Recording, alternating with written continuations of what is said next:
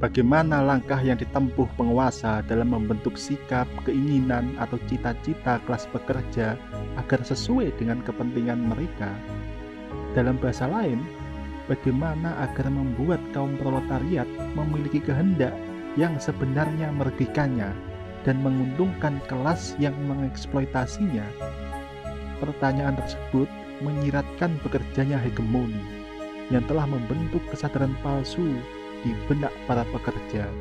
Alhasil, keinginan pekerja menjadi tidak merepresentasikan kepentingan secara fundamental untuk mendapatkan keadilan dan kemakmuran secara bersama, tetapi justru merepresentasikan kepentingan kelas yang menindasnya.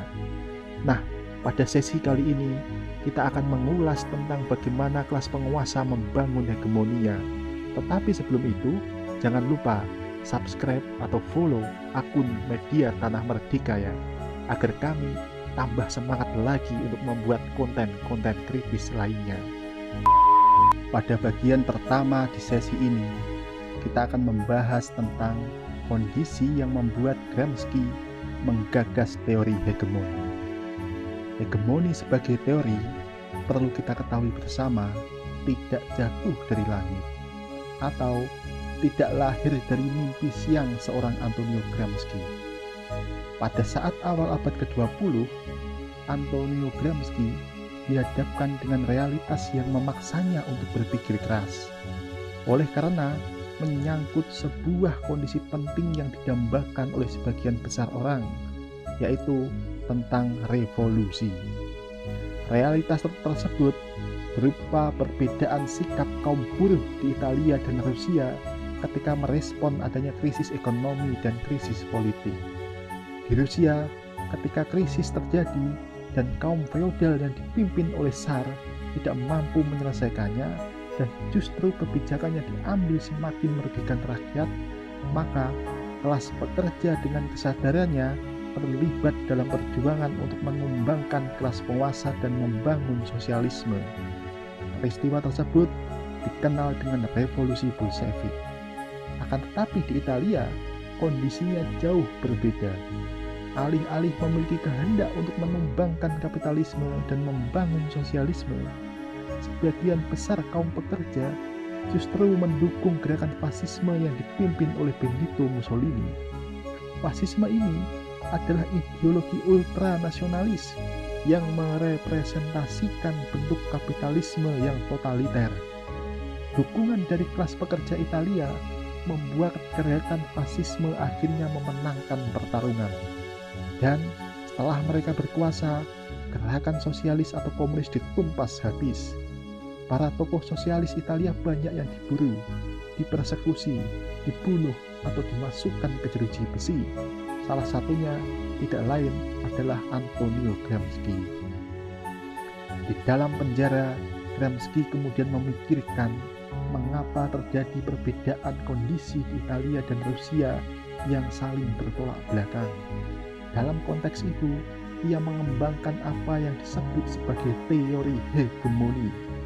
Melalui teori hegemoni ini, membantu Gramsci untuk menjelaskan penyebab kecenderungan pekerja di Rusia yang mendukung revolusi dan di Italia yang justru banyak kelas pekerjanya mendukung rezim fasisme yang kontra revolusi. Perbedaan tersebut oleh karena di Rusia yang bentuk kapitalismenya masih terbelakang atau pembangunan kapitalistiknya belum maju, maka belum ada infrastruktur bagi hegemoni. Di Rusia, kaum terdidik atau masyarakat sipil yang menjadi tembok pertahanan bagi kepentingan status quo masih sangat kecil. Oleh karena itu, ketika krisis berlangsung dan kebijakan penguasa justru semakin merugikan pekerja, maka sebagian besar kelas pekerja mendukung revolusi Bolshevik, sebuah revolusi yang bercita-cita membangun sosialisme. Sementara itu di Italia, kapitalisme telah cukup maju dan infrastruktur bagi perluasan hegemoni tersedia secara luas. Bagi yang ketinggalan informasi tentang apa itu hegemoni, bisa disimak di video sebelumnya. Intinya, hegemoni adalah kepemimpinan melalui intelektual dan moral yang membuat kelas yang ditindas memiliki kehendak yang sesuai kepentingan kelas penindasnya, sehingga keinginan tersebut sebenarnya merugikan mereka. Oke, lanjut. Kembali ke pembahasan. Kondisi objektif di Italia itu menghadirkan banyak masyarakat sipil yang menjadi pro status quo dan terlibat aktif menanamkan hegemoni ke kelas pekerja. Alhasil, ketika krisis terjadi, masyarakat sipil ini yang menjadi tembok pertahanan bagi kelas penguasa. Mereka secara aktif meyakinkan kaum pekerja bahwa sosialisme adalah jalan yang salah, dan jalan yang benar untuk menghadapi krisis adalah memberi kembali kesempatan kepada kelas penguasa untuk berkuasa. Ketakutan bahwa revolusi sosialis akan menyapu keberadaan dan privilege mereka membuat sebagian besar masyarakat sipil mendukung status quo. Nah, perbedaan kondisi objektif di Rusia dan Italia itulah yang membuat terjadinya perbedaan hasil ketika merespon krisis. Di Rusia menghasilkan revolusi sosialis, dan sebaliknya di Italia justru melahirkan rezim fasis yang anti-sosialis. Oke, di bagian kedua kita akan membahas tentang pemproduksian hegemoni. Pertanyaannya adalah, bagaimana hegemoni dapat dibangun dan menjadi tertanam dengan kokoh di kesadaran kaum yang terhegemoni, sehingga membuat kaum yang terhegemoni menjadi rela didominasi atau menjadi pro status quo? Jika diringkas, ada 4 tahapan yang membuat terbentuknya hegemoni. Pertama, adanya kepentingan dari kelas kapitalis atau kelas penguasa untuk mempertahankan kekuasaannya. Nah, agar kepentingan itu dapat terrealisasikan, maka selain membangun dominasinya secara ekonomi, mereka juga berupaya menancapkan kekuasaannya dalam ranah suprastruktur atau disebut hegemoni. Tujuan dari hegemoni ini adalah untuk memastikan bahwa kelas pekerja melakukan konsen atau persetujuan terhadap kepentingan kelas penguasa dan membuat potensi adanya perlawanan yang mengancam dominasi modal menjadi semakin minim.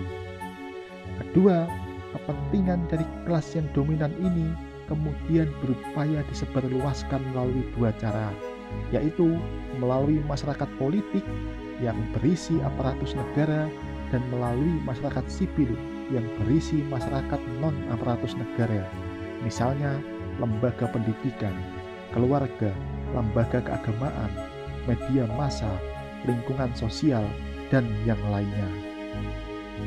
Ketiga, penanaman dan perawatan hegemoni dilakukan melalui penyebaran narasi-narasi berisi kepentingan kelas penguasa, agar kelas yang dikuasai menjadi mempercayainya.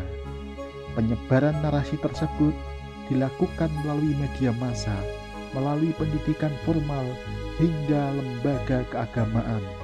Misalnya, narasi bahwa kemiskinan adalah takdir dari Tuhan. Dampak dari narasi tersebut membuat kelas pekerja yang miskin menjadi tidak mempersoalkan masalah ketimpangan struktural atau eksploitasi yang mereka alami. Alhasil, dominasi dari kelas pemodal yang mengeksploitasi kelas pekerja yang miskin itu menjadi tidak tergoyahkan. Keempat, tertanamnya narasi yang berisi kepentingan penguasa yang telah menjadi kelas hegemonik ke kelas pekerja yang terhegemoni membuat para pekerja menjadi tidak mempersoalkan ketidakadilan yang mereka alami. Bahkan secara lebih jauh, kelas yang terhegemoni ini justru secara sadar memproduksi dan mereproduksi berbagai narasi yang sebenarnya merugikan mereka. Misalnya, narasi bahwa kemiskinan adalah takdir. Alih-alih menolak narasi tersebut, kaum pekerja yang terhegemoni malahan turut terlibat menanamkan narasi tersebut ke keluarganya atau ke lingkungan sosialnya. Sebagai penutup, setelah mengetahui asal-usul munculnya gagasan hegemoni dan mekanisme terbentuknya hegemoni satu kelas terhadap kelas yang lain, kita kemudian sampai ke pertanyaan, apakah hegemoni adalah suatu hal yang tak tergoyahkan, sehingga kelas penguasa menjadi terus berkuasa akibat hegemoni mereka yang tertanam kuat di kesadaran rakyat? Tentu jawabannya tidak. Artinya, sekuat apapun hegemoni terbangun, pada praktiknya ada kontradiksi yang memungkinkan hegemoni tersebut hancur berantakan dan membuat kelas pekerja yang terhegemoni memiliki kesadaran untuk memperjuangkan keadilan. Bagaimana penjelasan terkait hal itu? Jawaban atas pertanyaan tersebut akan kami jelaskan di video yang berikutnya. Oleh karena itu, jangan lupa subscribe atau follow akun media Tanah Merdeka agar teman-teman tidak ketinggalan berbagai informasi bermanfaat dari kami, Dewan Pekerja Media Tanah Merdeka. Oke, sampai jumpa di konten-konten berikutnya.